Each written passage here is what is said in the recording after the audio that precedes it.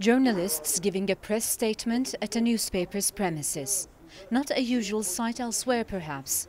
But in Turkey, secular daily Cumhuriyet has become the news itself. This week, 17 of its employees will be facing trial on charges of terrorism, facing sentences up to 43 years in jail. A dozen are already held behind bars, most of them jailed for almost 9 months.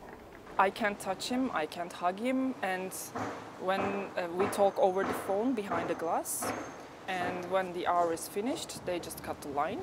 All I can say is that this is a political case. They are just there for being journalists, for doing their jobs.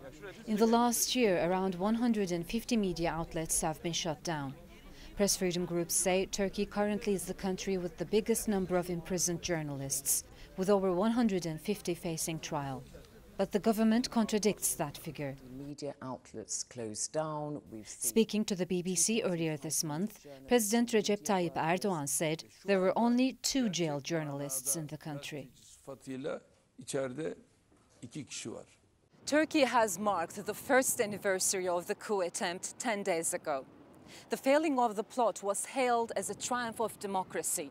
But to critics, that day was actually the beginning of a massive crackdown, with over 50,000 people arrested since then. This is the biggest courthouse in Turkey, and journalists come here very often, either because they are on trial themselves or because they gather here in solidarity to support their jailed colleagues. The previous editor-in-chief of Cumhuriyet Daily is one of those facing trial this week. Can Dündar had been jailed for 3 months last year, accused of espionage, but was released on bail. He now lives on exile in Germany. Cumhuriyet, my paper, is one of the last castles of free media in Turkey. And we've been struggling against this aggression with our news and our paper altogether. And now it's our turn to face with this kind of allegations. And if we lose this last castle, there'll be no more free press in Turkey.